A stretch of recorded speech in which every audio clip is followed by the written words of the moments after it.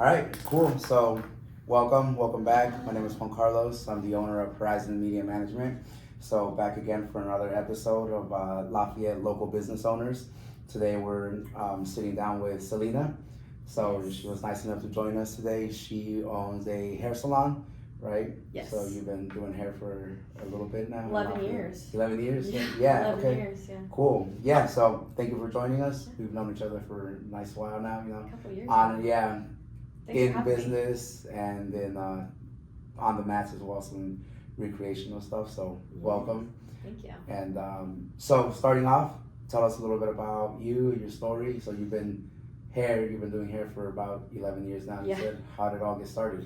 Okay, so gosh, I was a sophomore in high school, and my mom came up to me and she, was asking me like, hey, what do you think you want to do? Do you like see yourself going to college or not? And at the time I just was not that good at school, which I hate to say because I don't know if it wasn't that I wasn't good at it. I just wasn't interested in anything that I was doing in high school, and so my grades obviously reflected that. And then I always was like doing my makeup just for fun. Like I would never go out. I just would like every night I'd just come home and like do my makeup. And so she's like, you're really good at makeup. Maybe you should try like a trade school, and they have cosmetology. And so my junior year of high school, I started cosmetology school. Oh, nice. And then and so when I graduated my senior year, all I had to do was take my state board test, and I was a licensed cosmetologist as soon as I graduated high school. Nice. So you hit the ground running, right? Yeah, that's where the 10 years comes in, right? Yeah, I was 16 years old when I started cosmetology school. Nice. Yeah. Good for you. Yeah, thank you. So you kind of just like called to that and then just followed it and. Yeah, I think so. I don't know if it was a calling. It never really like occurred to me to do it. I mean, I guess I did always feel like inspired by like my different hairstylists, and I always thought it was fun. I didn't know it was gonna be like my passion or like the thing that I did in life, but I'm really glad that I did it. And I've been doing it ever since. I think maybe once or twice I've like veered off, but I've always come like right back. So. Yeah, it's always been kind of home play. Oh yeah. Build off of that. Yeah. Right? So, and so then something that I thought was super neat when you were telling me. So you, instead of working with a salon, you have your own like studio. Like you're pretty much by yourself. Independent. You're very much independent. Yeah. Which is traditionally when you get started, or whatever. Usually you post up shop, you find a salon, either start your own or go work under someone or with someone rather. Yeah. So then I thought when I like saw your setup, you've cut my hair before, and when I saw your setup, like, oh, like you're by yourself in here, like. Yeah, I remember that. Yeah, I really thought you worked out of either like a salon or your house almost. Just from some of the videos that you make, it's all homey but it's your thing. I do really personalize my salon, like, and I'm known for that. Like my clients always joke with me. It's actually an inside joke of like every time I come in here, you have something new. And I just like have a hard time showing up to places if I don't feel like it's my space. It gets to feel like too stiff for me. So like I overdo with the salon decoration. Right. No, yeah, that's awesome. Yeah. So then what kind of inspired or kind of what inspired you to take that route rather than go work in a salon or instead of doing that you want to find your own? That's a big challenge. It is. Yeah, good question. So my parents have always owned businesses. They've always been like on their own, and so I always knew that was an option. And as a stylist, there's really only a couple options. It's either work like for an hourly rate or commission. You can go to a commission-based salon, or you can be like an independent stylist. And there's like maybe a few other in-betweens in there, but that's like primarily what it is. And I've just had bad boss after bad boss, and just like terrible ownership. Now I am probably more highly critical than others because I quite literally grew up in my parents' business. Like in their meetings, like I'm chilling in the corner, like watching the, conduct meetings with their employees. I mean, I watched my dad build, they owned a trash business, tipping and waste removal. Oh, nice. Yeah. Okay. They built that business from the ground up. Like we just lived, built a house on Newcastle Road, and there was like an extra bedroom, and my dad decided he wanted to be a trash company. He just got out of the construction business and literally used that bedroom as his office, and then grew it from like one truck in a trailer and like made this big business out of it. So like I am for sure highly critical of like the way that people operate, because like I mean, I watched my parents do it all, and not saying that they were perfect, and there was things that like I learned that they did that I didn't like as a kid. Like it's really, you don't really process that, but like as an adult I'm like, okay, like I see that for like the fuller story. But so yeah, I chose to be independent because I wanted just to have like autonomy over my life and do what I wanted. And I had just started working from home. I had like a little room in my ex and I's home, and I started from there with just really friends and family, and then I just decided to take that leap one day. Really? So how long have you been independent for? 5 years in June. Like, okay, so yeah, like completely independent. Right, yeah. Yeah. So actually I did start with a lady in Dayton. Her name is Melinda, and I rented a chair from her. So that's still considered like pretty independent, but like I shared a room with her. Right. Yeah. So then after 6 months I had already outgrown that, because I was doing lashes and stuff, and so I was actually working out of her salon and then going back to my home and then doing lashes, and then it just got to be too much. So then back and forth. And then I consolidated to one space, and that was the better route, just because it just made more sense, and I wasn't like rushing back and forth between two places to do one job, really. Right. Yeah. So about 5 years. Okay. Yeah. Nice. That's a big jump, deciding that you take that dive on, because you have a salon, right? So you have a lease. It looks like, right? You pay, yeah. So those bills have to be paid plus my bills. Yeah. It's a lot. No, when you mentioned that you set yourself up, really, you pay yourself, you know, a wage, and you pay your bills out of that. I was like, wow, like it's kind of a singular version of just having your own salon, which is pretty much what you have. You have your very own salon. So that's All Beauty by Selena, right? That's what it's called. My DBA is All Beauty by Selena. Right. So then what all do you offer? Hair? Hair for men and women, right. like haircuts, colors. I just started learning how to do toupees, so like now. What is that? So I've been seeing you making content on that. So what is that exactly? Yeah, so it's hair pieces for men, and it's actually has like a pretty bad rap, because they used to look really terrible, but there's like as everything grows, things get better and they progress. So they have a bad rap, and I'm trying to end that with a few other girls in the community.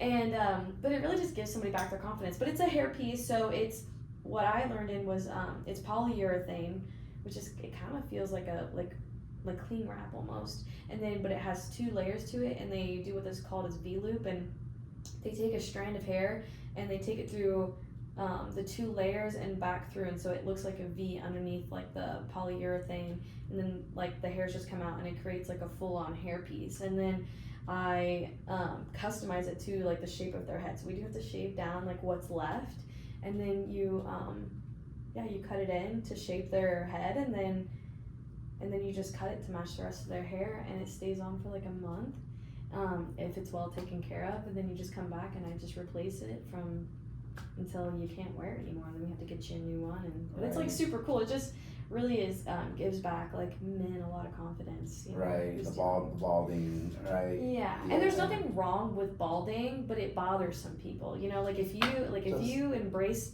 being bald, like that's awesome. Nothing to be scared of. But there's some people who don't want to be bald, and so that's when it starts to it makes me happy to offer to people who aren't ready to experience that yet. A solution, right? Yeah. And an alternative option, right? Yep. Otherwise, it's like you said, either go fully bald or try some sort of like hair surgery, right? Or there's hair transplants. There's I've been working with Pure in town. Like they've been doing. I have like thinning hair too, so it's also like it hits a little at home for me. And they do exosome therapy, or it's like a trial right now where you do like microneedling or different stuff and you apply. And then there's PRP, which is platelet-rich plasma, and that also helps with stimulating hair growth. Right. There's a lot of things you can do, but they don't always guarantee results. Mine is short-term results, but you're guaranteed to leave with hair that day. They're more of like trying to fix the long-term solution. Right. So, a lot of trial and error that way, there's right? Lots of trial and error. I imagine a nice price tag along with that, right? Because at that point, if you're going the transplant route and everything else, Not that probably what you're offering isn't, probably, It's definitely on the pricier side, the toupee specifically. Yeah. Just because like it is real human hair, you have to get it, you have to customize it to them. Like there's like a whole thing that goes behind it. And then obviously like I've spent a lot of money and taken a lot of training to be able to do it. So Right. like being able to just to be able to afford to like pay that part of that back, and then the bills that I have that come along with it. So everything's included in the package that like the first initial. Right. Does that make sense? Yeah. Like, because you have to provide the set, right, essentially, and then from there you maintain it. But ultimately, what you're initially paying for is a set of hair. Yeah, and right? all the stuff that goes with it, and then exactly. and then still having to make a little bit of money off of it because I'm a business. So it is a little pricey, but you get a lot in return. So that's just kind of like what I told people, like it's an investment, Okay. You're making an investment in this, so you might as well be all in. So our hope is not lost, boys. We can have some hair. Yeah. Okay. Honestly, for real, it's great for like young men too, like or like wedding photos. Like I'm trying to get out to like grooms who are like that might be a little insecure, and there's nothing wrong with that. Like if you just want to look your best, then you want to look your best. And I'm all about that. And so like if you want to look your best on your wedding day, like I can help with that. Help out, yeah. And there should be no shame around that. Sharp as a tack, yeah. Everybody's different. Everybody's got their preferences, right? Absolutely. You're allowed to want hair even if you're losing it, Yeah, I agree. Right? Yeah. So cool. You know what? Because I'll tell you right now, I've thought about shaving my own head and just buying wigs, just because. Well, first of all, like especially doing jiu-jitsu and like just doing different stuff, I'm like, God, it'd be so nice just to like not have to deal with hair and just be able to take it on and off. And so I can tell you right now, if I'm going bald, you're gonna catch me with hair pieces, and you're gonna catch me without them too. Like I won't be afraid to go out in public with my bald head. But at the same time, like, if I want to look nice, I want to look nice, and I'm going to put on a wig. Right, so. Yeah. Just embracing it, owning it, right? Yeah. There's some girls that do pull off, bald head, or Yeah, some girls that shave half. Like, yes. Getting crazy with some of the styles. I know, it's kind of fun. Jiu-Jitsu girls, a lot of them. Right, like the fade, Natty Boss has that. A couple of girls that like I've met, like I was saying, like some of the upper like, belts. Yeah. Right. Mm-hmm. So that's funny. One of a story I always tell to my wrestlers, like coach wrestling. I've got I think 4 girls this year. 3. I've always had a girl or 2 on the team, but then recently girls wrestling became an official sport, so it's been growing a lot. And I have a handful of girls. And always messing with her hair. Always gotta stop to mess with her hair. It's so fix annoying. it. So, talking about UFC, Rose Namajunas. Okay. Right? She shaved her hair, yeah. shaved it all off. She actually, I think, got a lot of flack for that.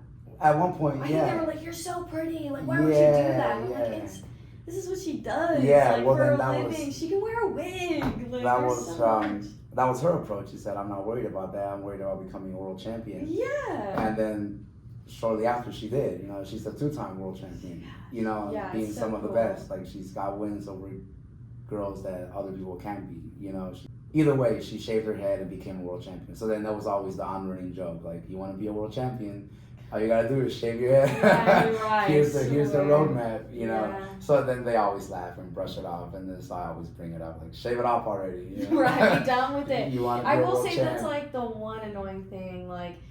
And my hair doesn't braid back very well. Like I have just like soft textured hair, and so it always like wants to fall out. I just know I always look crazy every time I walk out of a training session, especially if like there's like a lot of people training. Like they're always like, "Whoa, like, what's going on?" Because I'm like beet red, like my hair's crazy, and I'm like just Jiu-Jitsu hair, So yeah, like I said, always kind of. Going back to hair, I've told some of my girl wrestlers is just shave it off. They always laugh. Just but be done with it. Yeah, just be done with it. There's a roadmap. You want to be a world champ, but so that's funny. But so then circling back, you said you've been on independent on your own, and then you continue to hone your craft, you grow your craft. You've taken some course or your lessons and to learn how to do toupees and stuff.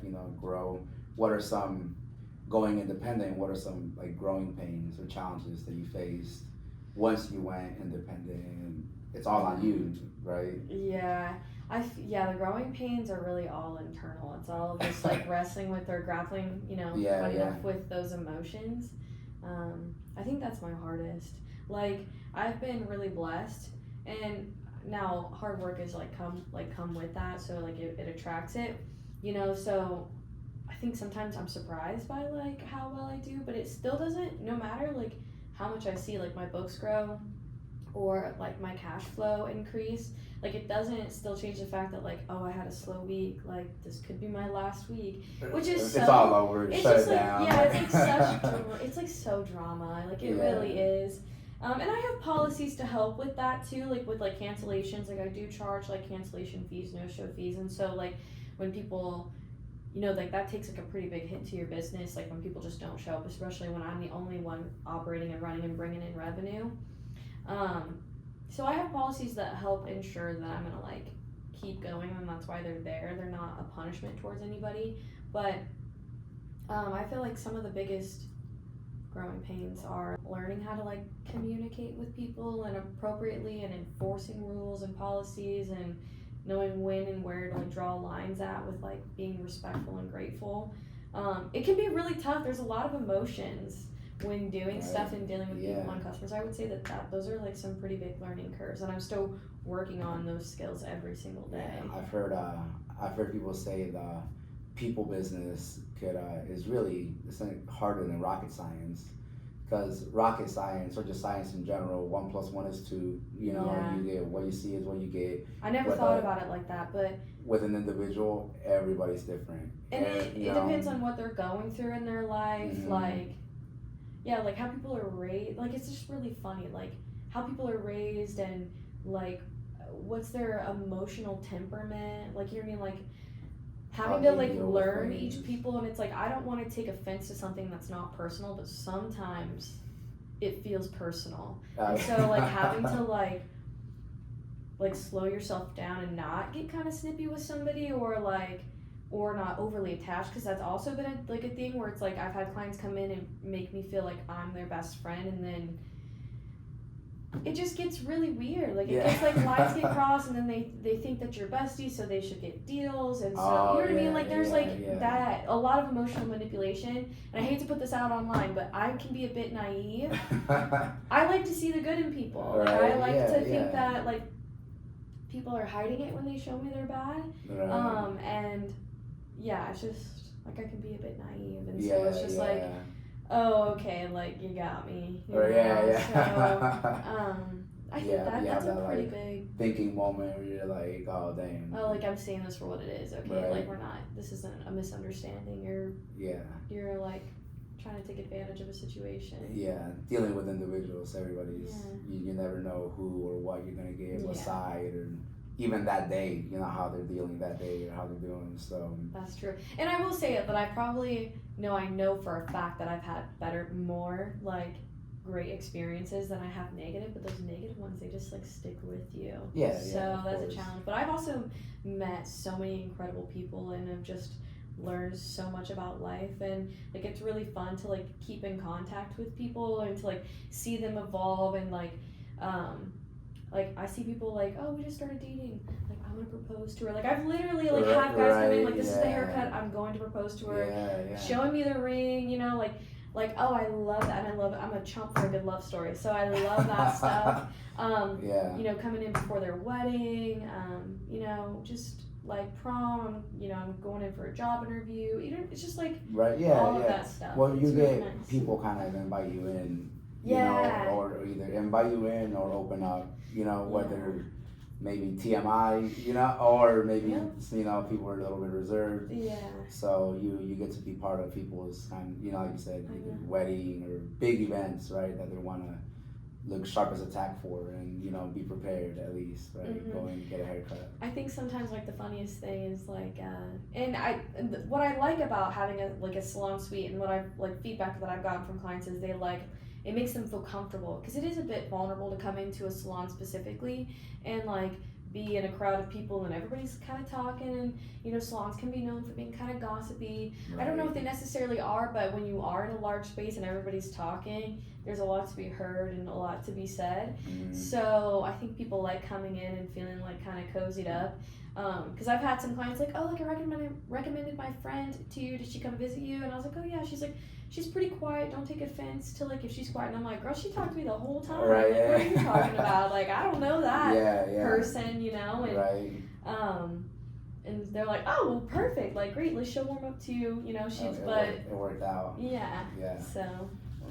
So then obviously you're very passionate. The toupee seems like you're something that you're very. I'm super excited. Right, excited about it. Is there anything else that you really enjoy in the line of work, or clients, maybe certain types of jobs, that you prefer or that you like? Like within your industry. Yeah. Within just your work, your line of work, you see an appointment come in for something that you see it like, oh yeah, that'll be fun. Yeah.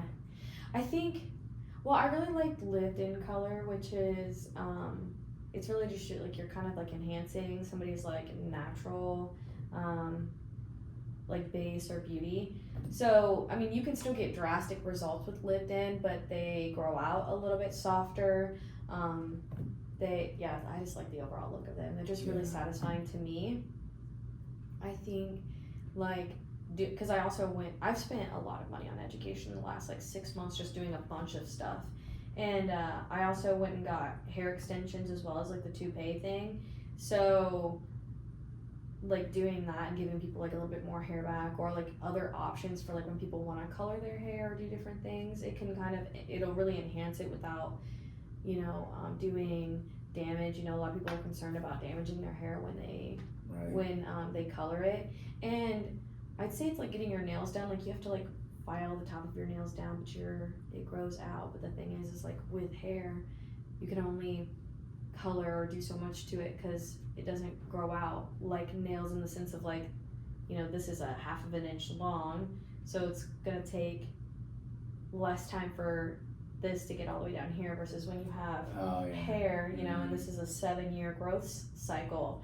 So being able to offer like extensions and doing that kind of stuff, like it allows people to be creative without like sacrificing the health of their hair. And now they have a chemical cut up to here, and they're having to like chemical burns are like a thing, right?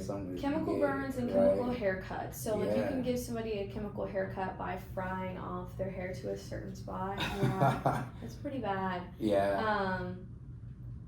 Do you have some disasters that come into you like, fix this? I've had or how can you fix this? I've had some, I've had a handful of those, and then I've had a few girls come into me too where it ended in disaster in the salon because they were pushing the limits of like what their hair could do, or maybe they weren't being fully honest with me about like previous things that have been done, which it's never good to lie.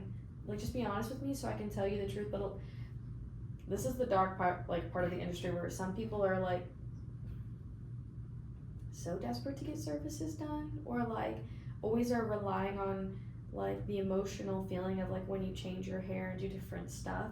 So like sometimes they won't tell you the full truth of like what they've done, and so then like, and they're hoping that you can just do whatever they want and just patch it, or quick patch job, or sometimes it ends in disaster. So it's like your lawyer and your doctor, you always want to be honest. Yeah. I'll be honest with your hairstylist, so you're right. Yeah, and your barber. Yeah. You're right. Yeah. Yeah, just be honest about it, because like I can set up a plan for you. I think it's like, it's not going to be what you want to hear. There's a lot of people looking for what they want to hear. Like searching like for stuff. Well, then you must not know what you're doing. I'll find somebody who can do it. And it's like, well, I mean, we all know the stories of like when people are like go to their surgeons and they say no, and then they go somewhere else, and then it's like a bad experience. It's like, I want to give everybody what they want, but I also don't want to fry off your hair and like do all this stuff. Like, that's not good work. I'd rather just set you up a game plan of like, hey, like, let's work with what we got so we can get you to where you want to be. Right. And like, let's make like a good legitimate plan for like that, because you got 2 inches of hair, but you want this 18-inch hairstyle with all of this color, and it's like, girl, you don't have to be realistic. Yeah. So you gotta play consultant, right? Like kind of maybe bring them back down to the hardest part the hardest part of dealing with clients is managing expectations and their emotions. I can't manage their emotions, but I can try to like prepare them when I know that I'm gonna give them an answer they don't want to hear, you know? Or like a lot of people will rely on me. Like, is this gonna look good? The haircut's gonna look good. Right. Are you gonna like it? That's a different story, you know? Right. Like, are you looking for an emotional band-aid out of this haircut, or are you wanting to change it up because you're wanting to feel a little bit bolder, or just a switch up and you're feeling a little bland, or are you doing this because you're trying to prove an ex that they're wrong, you know? Like there is that, like, yeah. And so like dealing with that can be really hard, and I try to tread that line without being rude, right? You know, because I don't want to come off as rude or incompetent. It's just I'm Or trying to see the picture. Right? Yeah, inconsiderate, you know? Yeah, it's like, if you want a full fashion color where I bleach your head from root to end, that's fine, but, you know, like, you're going to go into your job every day and pull it up, and it's going to be in this, you know, messy bun, and you're going to ruin all of that hair because it's like, you need to be gentle with it, right. you know? So, like, I'll give it to you, but you just need to know, or you need to take the extra steps of, like, buying the things. And even if they don't want to do it at the end of the day, if they want to sign the waiver and do it, then I'll do it for them. Right, I always just try to prepare people ultimately, respectively, or respectfully. You're like, I mean, you're kind of your own surgeon. Like, hey, this is what to expect. This is what, you know, what it'll be. So try to be upfront with everything. So. Yeah, I want everybody to have a good result and leave with good feelings and proper expectations, and like they got their money's worth. Like, I want people to feel happy and to feel like they didn't just waste their money on a service. Like, that's embarrassing to me as a business owner. Like, I want every person to be like, no, I loved going there. I always get what I ask for, or within reason, and I just respect that. Offer a good service, people come back to you, right? Or at least not a bad service, you know, never going back, or where they're bad mouthing you or something, you know. Yeah, that's never the vibe. Never the vibe. Not the vibe I'm going for. Right, absolutely. Which I think you've done a pretty good job with your clients, and at least from, like I said, I've got my haircut from you, you know. Yeah, I have a lot of really great, like, loyal people. So right, I feel blessed. Yeah, and people take that serious too. Like they will not cheat on their barber, or they won't, you know. Or they do and they come right back. And then yeah. And like, hey, like, I've been that person too. Like, I've thought the grass is greener on the other side, and then been like, okay, like maybe, it wasn't what I was looking for. Yeah.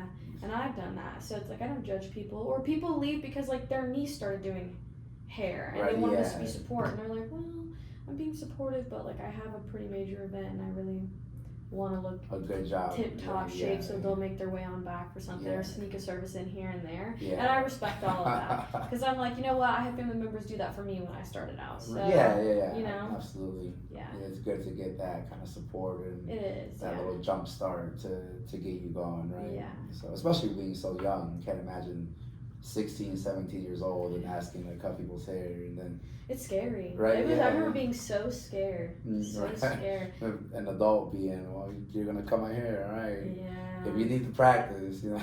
Yeah. Oh gosh. Or some people, like, they had more confidence in me than I did in myself. Right, yeah. So they're like, just do it. I know you can do it. And I'm like, I don't know. I'm scared. Yeah. That's funny. So it's good to have that support. I worked sales for a good part of pretty much my entire professional career. I've always I've always gravitated towards sales, and a summer job that I had, like in between junior and senior year, was Cutco. Are you familiar with Cutco? It sounds familiar. Cutco cutlery. They have like the fancy knives. Oh, okay. So I mean, it's just a fancy upscale knife company, and you have to. So when you work for them, it's a full commission sales job, and you have to set your own appointments. You have to go to the house and present. You got to cut a penny with scissors, and this whole presentation. And they tell you, like, call your immediate network. You know, call people, whoever will, you know, give you the time of day to listen to an appointment. And looking back at it, kind of bold, really. But I cold called some of my like old principals and some teachers. Like I presented for a teacher or two, which I'm sure at the time they were just like they saw the come in, try it out. Yeah. So trying to support you. Yeah, exactly. So thinking back at it now, like I appreciate that. No, I think it's so good for you. I feel like everybody should have to, and like this is a general statement, but I feel like most people would benefit from working in sales or like serving or something, even for just like for a year or two,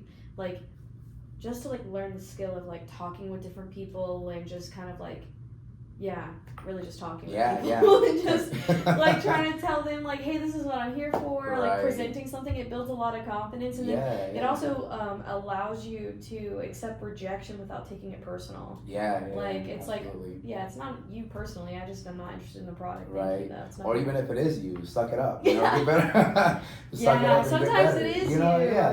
is sometimes your delivery was trash. You take it, you learn, and try again next time. But then again, sometimes it isn't. A lot of times, most of the time, it isn't. Sometimes people just don't want to be bothered.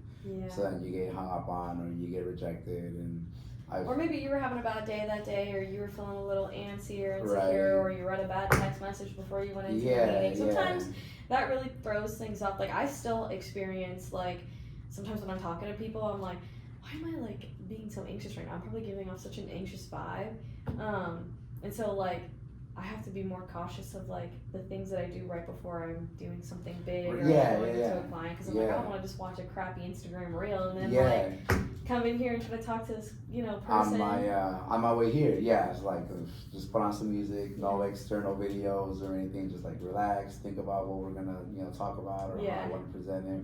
That's definitely true. What you take in or the type of content or what kind of content. It's just you can almost find anything online, anything you want to search for or look for, or maybe even have it find you, Sometimes I feel like it finds me, and I'm like, it's like once a day I see one video on the internet that I'm like, I gotta put my phone down. All right, that was enough. It's crazy how much the internet, like especially kind of with our I guess generation, the internet and social media is like, it put us all back in like the high school or middle school cafeteria. It did a little bit, like where because something all of a sudden takes off and then everybody knows about it. Like, and it's just like the high school cafeteria. Annoying. Something happens and everybody look, and now everybody's got and cancel culture is really cancel bad. Culture. Like, there's like a mean girl vibe of the internet. It put everybody in the cafeteria where like it'll be out within an instant, and then the trend, and everybody's talking about it. Or edited in a way and it looks. It looks different than what it actually was. And a lot of times we'll all see like the same. Seen that one. Or then everybody's. Or the comments can be really bad. I go to the comment section for entertainment, and I'm like, gosh, sometimes I see a comment that it hurts my feelings. And I'm like, all right, it's funny how like within the content itself, the comments have become like their own content. Honestly. I've dropped comments where it's gotten like 80,000 likes. Really? I've gotten like a couple of like comments that I've dropped too that not that high, but like a few hundred or something, and I'm like, oh. But sometimes even within that, like that takes off a little bit. It's like I said, it's just funny how the internet just kind of put us all like within the same kind of realm. Like if something is trending, for the most part, if you're online in any sort of way, hop to it. For 6 months, everybody was talking about it. And she ate it with that Bitcoin. So or not Bitcoin. What was it? It's like a just her own currency. meme coin. That that's she right. did. Pump and dump. So, but like we all follow the same trends.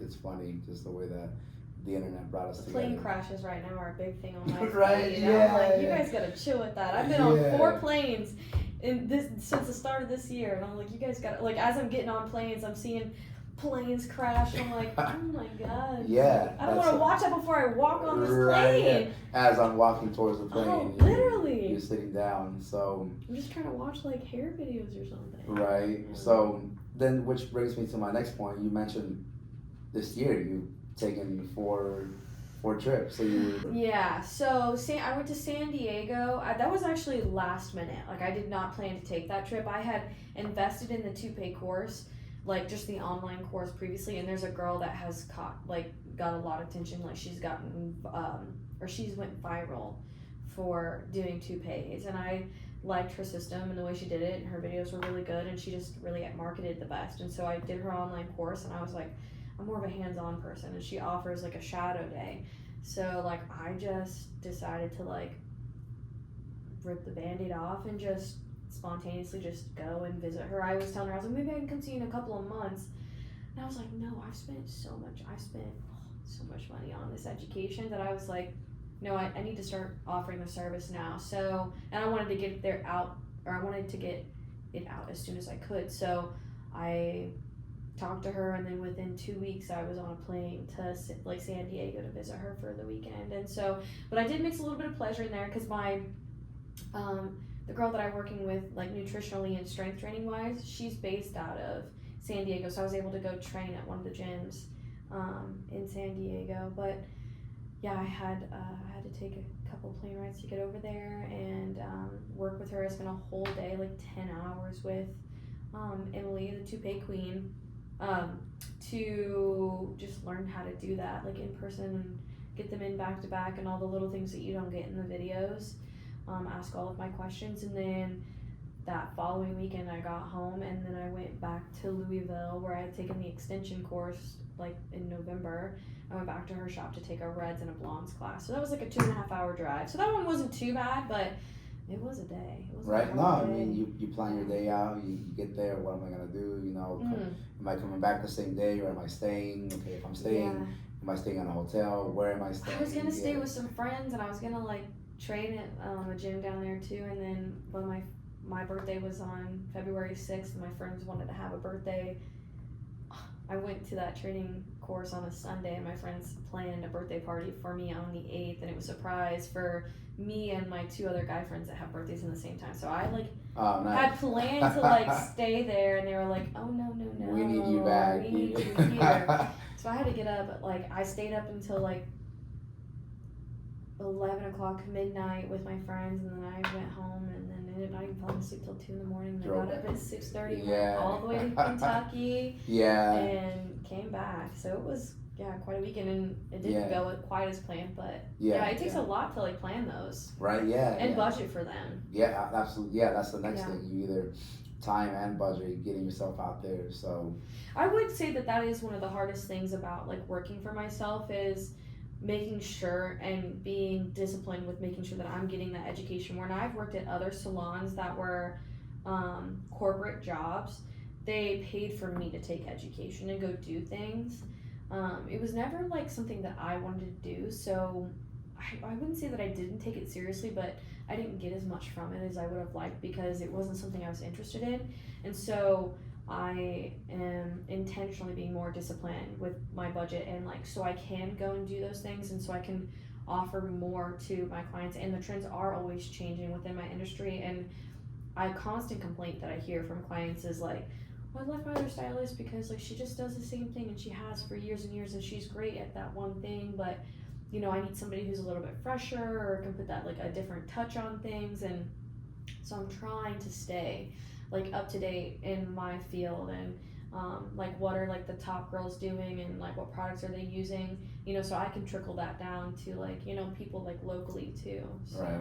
So you're holding your craft, right, and growing and expanding, so you can offer other or additional services, but also better services, right? And just getting your reps in, you know, just like Jiu-Jitsu or training, you know, get your reps in, polish it up, try to get better. Drill. Yeah, drill. Right. I always tell my middle schoolers, drillers make killers. You know, just it's not fun. It's not fun doing drills. It's fun doing like the sparring or the rolling, but you have to be disciplined with the drills. I mean that's how you get better. So very true. The rule of 1,000 reps. You know, get your reps in, and you'll master something. So so and speaking of jiu-jitsu, we met on the mats. You know, so then how'd you get into? So I wrestled, so I've always had a kind of a calling, or mats I've always gravitated towards them. But how did you find yourself on the mats Yeah, that's a good question. uh, I wanted to learn some self-defense.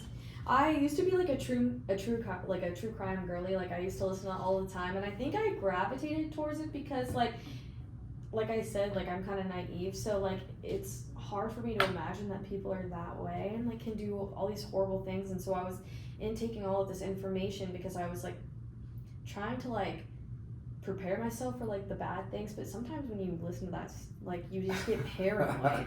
Right. And I still More listen so to than it. anything. Yeah. And so I'd say that like with me becoming independent, and then I had just went through like a recent breakup. You know, like I just felt like alone, and I was like, you know, I'm good at cutting men's hair. Like I still want to offer that and bring people in, but I also want to feel safe or just not helpless. So I decided to start jiu-jitsu. I actually, you know, I had heard Joe Rogan talk about it. Like I've watched his podcast plenty of times, but all my guy friends, like they watch his podcast a lot too. And then I got into the Lex Friedman podcast, and I saw him take like Andrew Huberman. He's right. He's a black belt as well, right? Yeah. So.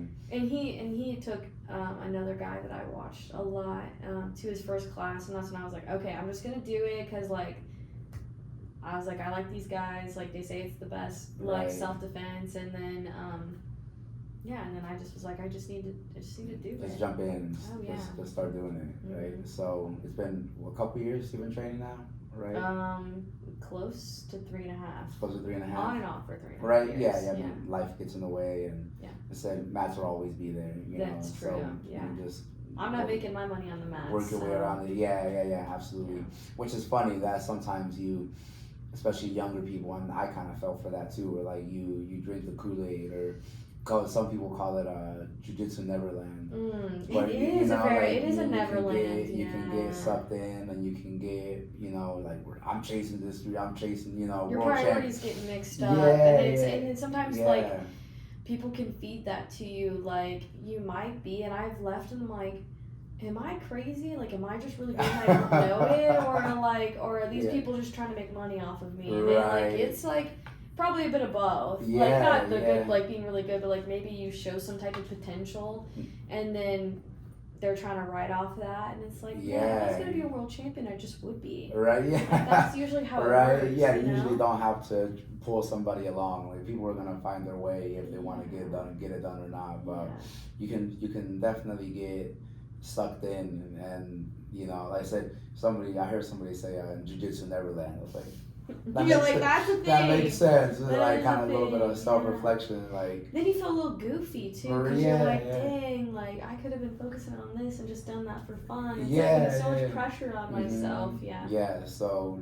a lot of people tend to. I mean, like I said, personally, I chased that wheel for a good while. It's part of the reason why I started the marketing business that I have now. Part of it was because I was trying to train, travel, and compete and everything, but also having the sense, well, like I also have to make money. Yeah. Well, it's a bill too. I mean, exactly. Even that, dues, it's not cheap either. It's not cheap. No. You start buying those show-year-old keys, and oh yeah, you gotta get all the gear. gear, You start telling yourself, well, I'm doing this, and so I gotta competition. Investing myself. Oh good. You can get sucked in. So I put my life on hold essentially for a good 6-7 years. Just like chasing that wheel.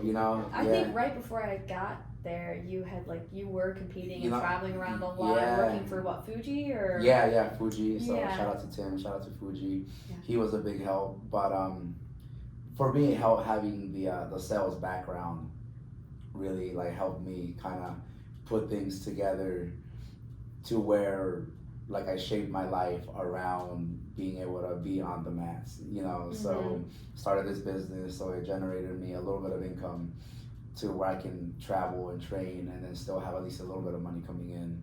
And then reaching out to Fuji or reaching out to Tim, it was just, hey, I'm a purple belt, I know how to ref, if you need some extra refs, I'm happy to help, so that got me in the door of reffing. So then now I'm traveling, I can ref and also compete sometimes, so now I'm making a little bit of money. So perfect, check that box.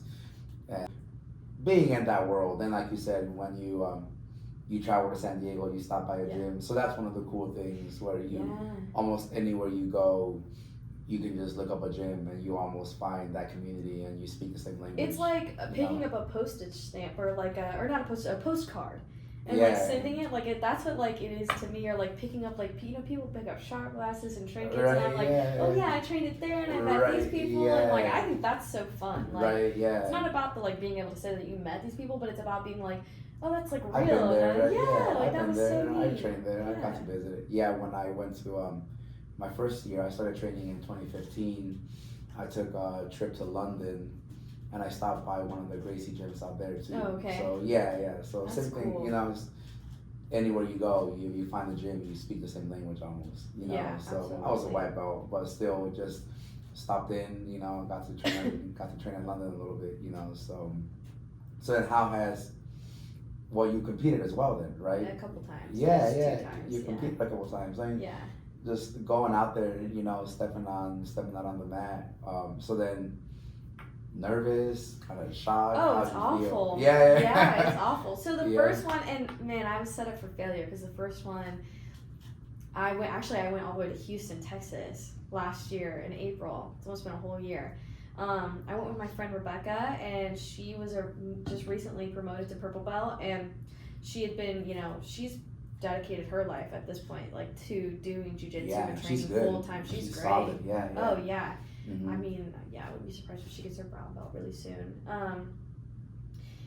She was going out there, and I just decided to rip off the Band-Aid, and she was always super encouraging about like doing it. And she never put me on any pressure of like winning or doing anything. She's like, just go do it. I think you'd surprise yourself, and I did, and I won. I only had one match. Nice. Fortunately, I flew over to Houston, only got one match. Yeah. It's just like a weird time of year, I think. Yeah. That's the downside. Sometimes either one person or one person, especially as a female, the same person twice, or you know, sometimes even not at all. So Rebecca was like, oh, that's like pretty cool, like that you went to IBJJF and just jumped in the water. Right, you got a T-shirt, right? You signed up. I think so. Yeah. I don't know where the T-shirt's at. Right, yeah. They have some. They got some like the material on it is really good. Everybody likes their T-shirts. But, I think that's what I heard. Yeah. They wear it well. So you competed in Houston, and then you competed once more in Noblesville. So here in Indiana, and I did not do very well that one. Yeah. But I was really like sick. I actually ended up getting sick while I was there, and then it turns out my ACL was torn then too.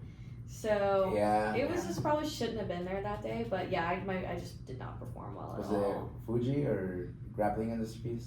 Maybe it was Fuji. Fuji? Yeah, okay. I think it was Fuji actually. Yeah, I mean they come to Indy about 2 or 3 times a year. So. Okay, so yeah, you've been there. You've thrown yourself in there, right? Yeah, and I have like performance anxiety. Like it like makes me nervous to like be on a stage in front of people, or do it in front of people that I know, and like my family was there, and then my whole team at the time was there, and so there was a lot of feelings that I wasn't very fond of. And then, but I'm like excited to do it again in my future after like my recovery and all of that stuff. Yeah, and we're all. I need to push myself to like get past that like performance anxiety. So I'll do it not because I really want to be a competitor, but because I feel like there's a lot of growth in that area. Yeah, absolutely. So. Being able to grind out or persevere and get through it, even though you're freaking out on the inside. So overcoming adversity in jiu-jitsu, has that helped? Absolutely. I feel like it's like helped all aspects of my life. Is that what you were asking? Mm-hmm. Yeah. I was actually just talking with Coach Ian about this yesterday. He was just like, I just like coming in here and like this is like just doing the hardest part like of my day and just like being done with it, or like I just like doing hard things because it makes everything else feel easier. And I was like, no, it's exactly how I feel. It's like, man, you go in there and you get kind of beat up, or you do a competition and it's like all this adrenaline, and it just makes everything else easier. And so I think it puts things in perspective, because it gives me that like when something hard happens like at work or in business, I'm like, set it down, like and just do what you can. Do what you can about it and move on, and we'll deal with it tomorrow and as it comes, and to deal with things at like one. I mean, that's actually kind of how jiu-jitsu works. Like it's almost when you're doing too much or thinking too much about everything and your next moves, when you kind of like start to Next thing spaz you know, you're in a out. bad position, or you got Yeah. reversed, or It's like if you're just working on stripping grips and like getting your feet into better position while you're trying to break things down and like, but you're doing it one thing at a time. Really, it like just has said that slow is fast and fast is slow. Yeah, yeah. And I was like, oh yeah, like I see that and I see how that applies to like real life. So slow is smooth, smooth is fast. Yeah. So, and also always like looking for that next best position, right? Like no matter what it is, no matter where the current situation is, always just look for that next best position, even however small it is. Oh, I agree. Just always look for that next little improvement or that next best position that you can put yourself in, and then that alone can start to, get you to where you need to get going, or at least get the momentum going. Your next best position, inside control, get your hand to the inside. Now you can start pushing away. Now you can start shrimping Putting out. Your frames, Right, yeah. Stuff, now you can start framing out. Now you're not getting crushed underneath somebody, Yeah. So. Absolutely. I feel, or it's also like helped me accept like bad positions or bad things, and it's like, okay, like this person, like you're both are coming into something where you're trying to like, ultimately beat them and they are you, and so somebody's got to end up in a bad position, so like, or somebody's going to end up in this and that, and so I think learning to accept like, okay, all right, maybe I can't win, but at least maybe they won't pass my guard, or they won't, they're not going to tap me 2 times in this round, or last time they tapped me 5 times, or it's like learning to accept that like you're going to have losses and you're going to have wins, and it's like you can make your wins of, did you go crazy and just beat this person up and that's what you consider a win, or is your win that you got to use the move of the day, and like there's like, it kind of helps me, I guess, make my goals more bite-sized and like stop taking such an ego hit when I kind of like lose doesn't or work out, or that translates into business too, because sometimes you win and sometimes you really lose. Right. Like you said, sometimes you get that bad client that either miscommunicated or didn't quite work out the way that you wanted, like you said. So. And at the end of the day, when you're a business owner, like you're accountable for regardless. No matter what, you're accountable, whether or not it was completely out of your control. Like somehow, it's kind of like the Jocko. I read his dichotomy of leadership, and it's like you can't take full of accountability and to the point where you're gonna make yourself crazy or like you're so micromanagement, but like you need to just be able to take accountability and not make it personal. At some point, you did something that, even if the most minute, at some point you did something that ended up in that situation. Yeah, and make it a learning experience. I tell that to my middle schoolers all the time, where it's like, don't make us, either the coaches or the teachers, the bad guys. Like, we're not waking up every morning and deciding that we're going to make your life believe, parents too. At some point you did something that either brought attention to yourself, or you did something that put you in that situation. We'll have kids that'll fail out for grades, or if you, at the beginning of the season, if you have an F of any sort in any class, then you're suspended from competition for 2 weeks. Oh, really? So then they'll be like, well, that's probably good. Keep them in check. They're ultimately still students. So then they'll be like, well, my teacher didn't grade my paper. Like, well, your foundation isn't very strong if one assignment is going to take you over. Right. So no, it's like, listen, you're trying to get a technicality here, but it's like the whole underlying is just not. There was a bigger issue before that. What have you been doing prior to that? Oh, you're getting a D-? Like, that's not passing. Yeah. Like, just because it's not an F doesn't mean you're passing. Exactly. Which, I mean, for them, as long as they don't have an F, they can compete. But that's always well, I turned it in, but it hasn't been graded, or I wasn't here that day, I was sick, so I missed the assignment. It's like, the whole class isn't dependent on one homework assignment. You at some point failed to do other things that now you have enough, so figure it out, So better get that extra credit. That's what I always tell them. Go kiss some tail, go talk to your teachers directly. I know I messed up, how can I fix this? Take accountability. So, or sometimes you just, we'll see you in 2 weeks, they're still expected to come to practice or whatever, but competing competition-wise, they can't. They can't compete. So then with all that, and I think you just posted something like this on your own story, as a business owner, and 10 years down the line or 10 years later, having traveled, having trained, competed a little bit, what are some of the things that you would tell your younger self? Oh yeah, I did post a video. Right, yeah. So what do you think are some of the things that you would... With training or with like just business or all? all? Yeah, just kind of, yeah. Yeah. Oh gosh, I just don't know if I would tell her a whole lot because I'd be afraid that I would still not end up where I was. You know, I kind of believe in that timeline thing. Yeah. I think that if I could give myself a feeling, because I feel like that is more of like what I'd want her to do is like I just would want her to feel more confident in herself and that things would like just end up okay, and to like just keep going down the path and maybe like, you know, like the cliche things like don't be so hard on yourself or this and that. And but I think that a lot of the things that I felt were just like I expected more from myself and I wanted more out of like the life that I was living. And so some of those like hard feelings and like negative thoughts I had about myself, although a lot of them were useless. So there is like those that like, yeah, those are not helpful at all. There are some that were necessary to be felt. And so I probably wouldn't tell her a whole lot because I just wouldn't want to ruin it for her. But right, give her a hug and just tell her that just keep going. Yeah, right? Just keep doing you. Like it like I can't tell you what happens, but it's not too bad. You know? Right, yeah. No, that is true, right? Because you don't want to change the trajectory, right, by maybe spilling too much or, you know, kind of putting something, you know, for sure. It's like the timeline of like what would happen if I went back in time and killed my grandpa or something, you know, right? Right. Maybe not that extreme, but like. Yeah. I think if I was telling like younger people, like I think like when you have that conversation, it's like, you know, younger people are listening, so it's like, what would you tell younger people, or like, what did you like? How can you relate to younger people, like as in like when you're looking back at that age, and just keep pushing and just. Well, then I guess like maybe then have intention, right? So then maybe someone getting started, like we talked about, when you get started, you've got either one or two routes: go rent a chair from a salon, go under someone, you know, or like you did, go on your own. You know, what would if somebody was looking to get started, didn't know exactly maybe which way to go, or what's having a hard time maybe with a boss, like you said, you've had a couple bad bosses. Yeah, I've had it. What would you, right? Yeah. So then, what piece of advice would you give in that sense if somebody's kind of stuck in that situation? Yeah, I'd have a lot of advice. I would say reach out to people.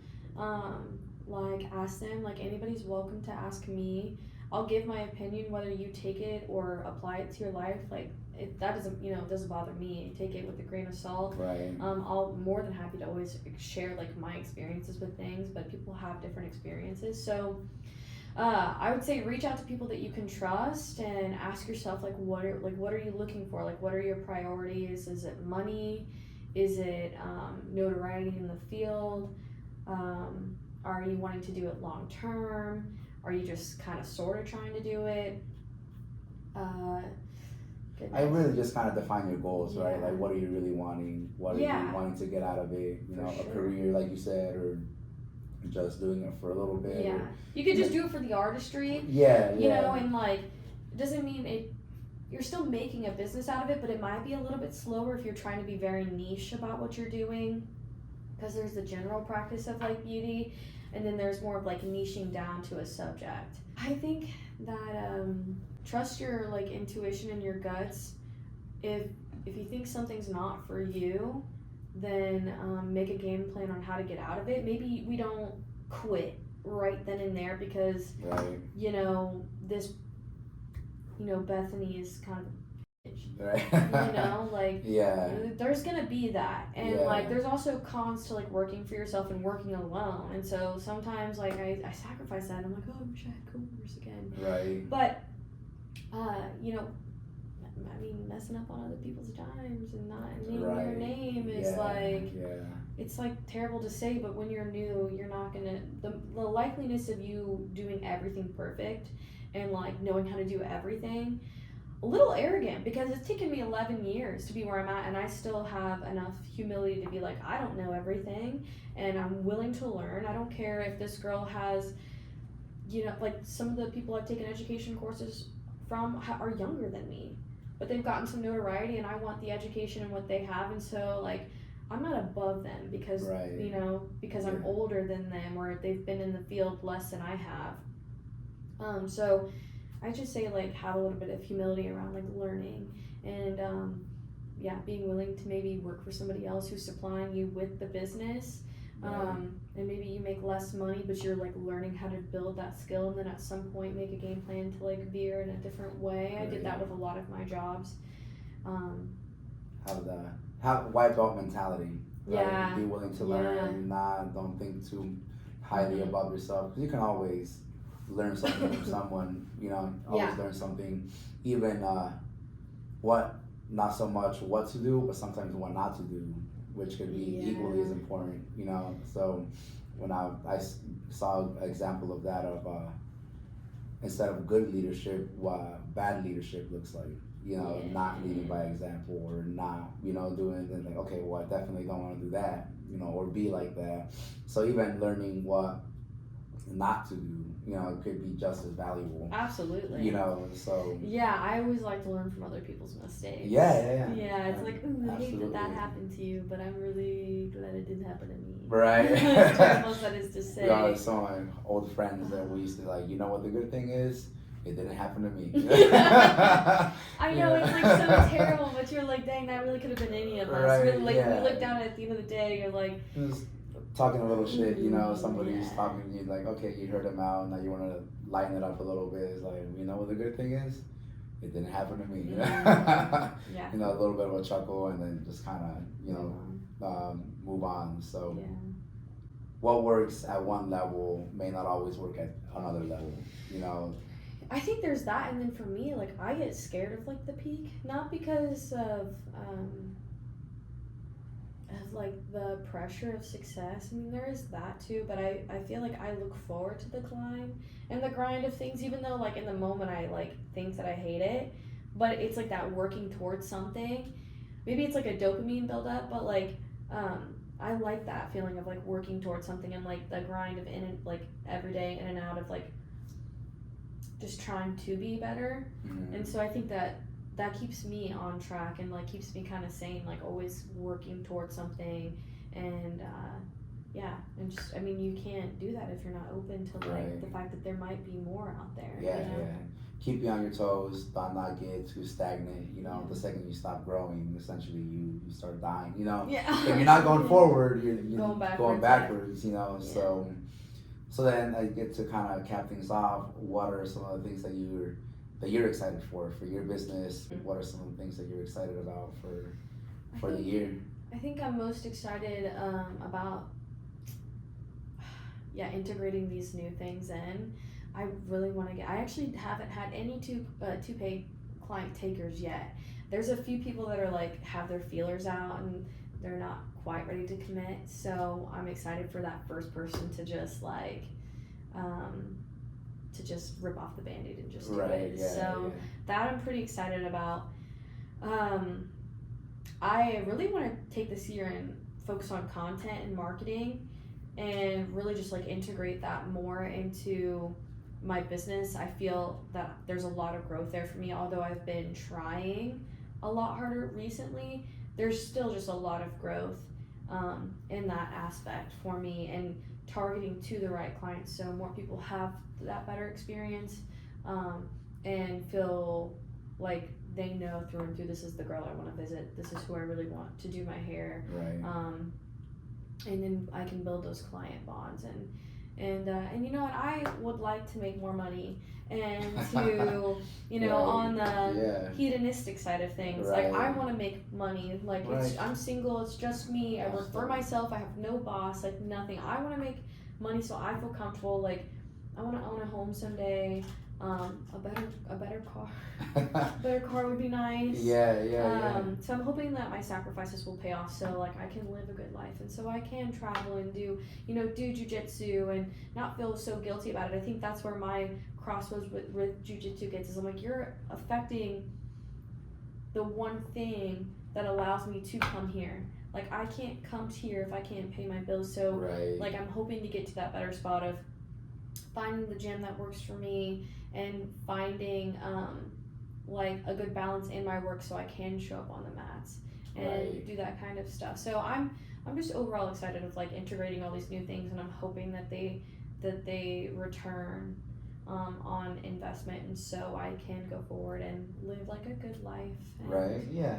Because, like I said, so you've cut my hair. We've been friends for a good while. We follow each other on social media, and like I said, I did take a notice when you started doing more content. Like you said, your own. Well, that's why I thought that at first you were working out of like your bedroom or something, because it's very much your own thing, because normally somebody does a salon, you see the background chairs, you see the other chairs, but then with your videos, it's like you said, when you were younger, you always just like doing your own makeup. It looks like you're just in front of your bedroom dresser. Oh yeah, it absolutely does. It does. It's like so cozy. It's like almost slightly unprofessional sometimes. Right. So I'm like, should I clean it up a little bit? And I was like, no, I'll keep all the fairies and all the little authenticity. mushrooms. To a certain extent, it helps you. To be you. Yeah. So then, would you ever think of having staff or having a team, or maybe teaching, all of the above. So I had a girl who she called me out of nowhere a couple weeks ago, and she wants to come work. She wants to volunteer. She's volunteering to work under me, just to learn. So she's not a cosmetologist yet, and she will be. But there's a lot of girls who will just like want to like shadow and just like see what's going on. So I'm gonna be bringing her on and teaching her, and she'll be helping me out with like answering phone calls and just doing this, just like the little stuff. She can come and go as she pleases, and it helps me out. Hands-on experience. She learns, And then I would love to get into like education at some point, probably way later down the road. Like if I were to plan it out, it'd probably be about 20 years down the road before I really get into like full-blown education, just because I want the full time to grow into that role. And that takes a lot of time, to build something and then to split your business off into something else, because I'm a stylist right now, so to do education, you kind of have to and there's ways to get into it before you get all the way into owning a hair school, but yes, I have looked into buying a business. I actually went through a whole process with a lady, and I was going to buy her business, and then I just turned her down at the end because I just don't see myself making a return on investment, and I'll be so top heavy in debt buying this and getting the staff going that I just don't see it getting off the ground. You don't need to be like loading the plane down with a bunch of weight and then trying to send it at full speed and see if it takes off. But I don't know how planes work. But I don't know, maybe that does work. But it's like, I imagine there has to be like a weight limit, where it's like, it's like, no matter how fast you're gonna go, this plane can only, take so much. This specific plane, again, I don't know anything about how planes work. So, but I had to turn her down, which really hurt. Really? I never had a conversation with the person who set me up with the deal, and I don't know if I disappointed them or not, but I wasn't willing to bet my life and my financial status on somebody's opinion of me. So I decided just to turn it down after, honestly, we were in contact for like a year to a year and a half, and like going back and forth, talking, and I was trying to be as patient as possible with her. It was pretty difficult. It was like a difficult situation, and that's like a whole nother podcast for another day. No, it's taking over somebody's business, and there's a lot that goes with that. So, and then like you said, like kind of looking back, forward 10 years, and like the question I asked, what would you tell your younger self? You'll probably look back and be like, that's probably the best choice. It was. To make sure that you weren't going to be drowning or taking on something that you weren't quite ready for, right? Yeah, so I learned a lot from that experience, like so much. So it's like, I'm so grateful that I went through it even just now. It still stings, and like, I hope she's not mad at me for turning her down. Like, it's like business is business. It just doesn't make sense. And like, there's somebody for her business, so I hope she gets it out to the right person. Right. But I just knew it wouldn't work out, and I do agree with you. I think that in like 2 years down the road, I'll be like, that set me up for doing something later on. But it was kind of sucked in the moment, and I had already told people. Good job not doing.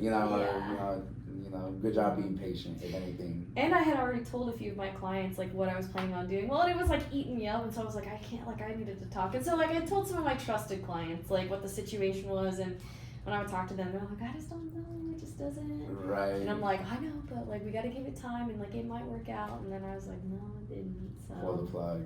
yeah, I was Got like, the yips a little bit. Like, Yeah. maybe not. So yeah. So my grandpa ended up, rest in peace, he ended up, on my dad's side, he ended up going bald. My dad's got a full set of hair. So I heard it skips a generation. So if I start going bald, I want Yeah, give me a call. I want to come see Yeah. you. Yeah, so. I think that's a bit of a wives, like an old wives' tale, but Is it? Yeah, but it's I'm, yeah. I've heard that, but then I've also, like I said, I'm hanging on to my dad's Yeah. got a full head of So hair. you, Like, yeah, I think you're doing alright. It's healthy, yeah. And we have like the chia pet hair. That's what I'm looking Yeah. for.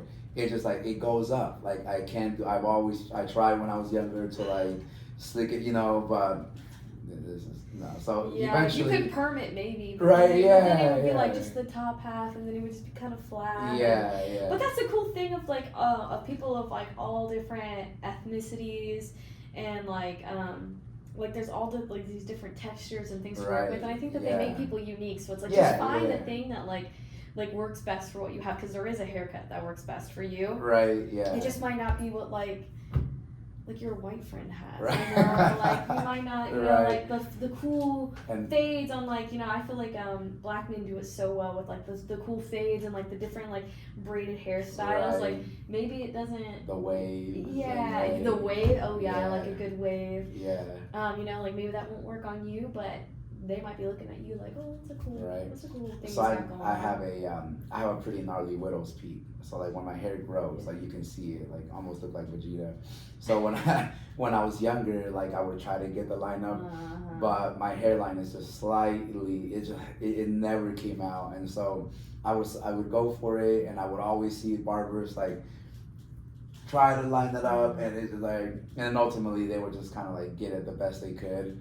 But then once I got older and realized this is silly, I was like, no lineup. Just stop with the lineup. Just cut. You know, Yeah.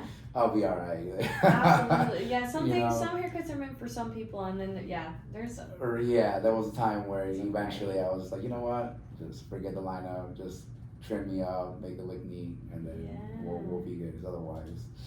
But awesome. Well, either way, thank you. Thank you for taking the time. You know, Thanks for having me. A lot of fun. Yeah. Yeah, Great. and we'll be sure if I need a haircut. Like I said, I'm going bald. Yeah, you know where you know the where to day come. that I start going bald, then I'll come see you. So. Hey, even if you're not going bald, I solve that problem too. Right. Yeah. Exactly. So I solve both ends of the problem. Yeah. You need a haircut, or if you need more hair on. Hey, that's job security, right? Yeah. Exactly. Everybody's always gonna need a haircut. Yeah. So. Heck yeah. Thank you. For That's sure. awesome. Yay!